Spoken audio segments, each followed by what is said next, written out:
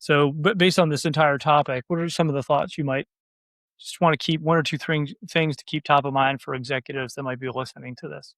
Shanti, why don't we go Shanti, Stu, Mike? Yeah, I think graphs are a really useful way for thinking about problems, thinking about the solution to your problem. They're very visual, which makes it easy for architects to build and understand and explain them to lots of different people. You can see what's happening, and that observability makes it easier to maintain these things in production. I think, yeah, I think you're just seeing as we build up this long chain of buzzwords from prompt engineering to context engineering to harness engineering, yada, yada, all the way down to graph engineering. I think you're just, the meta thing is agents are getting more capable. And as they get more capable, we're able to obviously give more and more to them.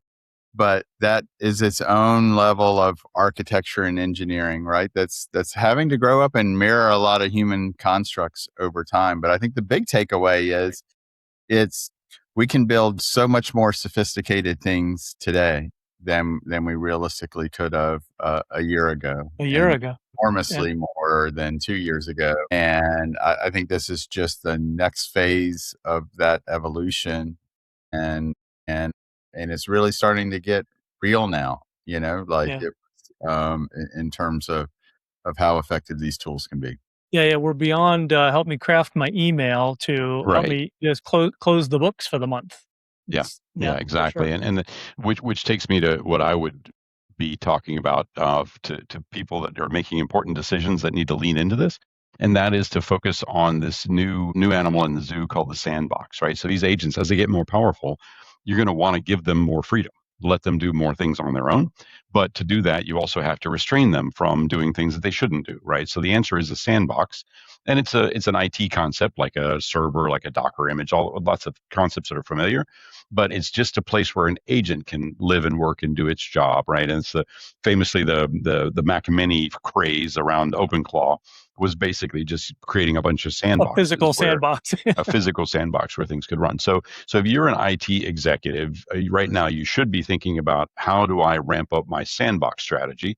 Because I'm going to want those agents to be super powerful. I need to know, who's my vendor for that. And the other interesting thing that you're going to want to figure out is cloud managed agents, right? So just the idea of having it do dangerous things in a box is one thing. Dangerous things, I mean, like deleting files and things like that. Yeah. Giving it permission to do what it wants. Right, exactly right. Giving it, instead of having a human say, yes, you may change to that directory every time, just put it in a box and let it do it and get the result out, right? So that's one piece.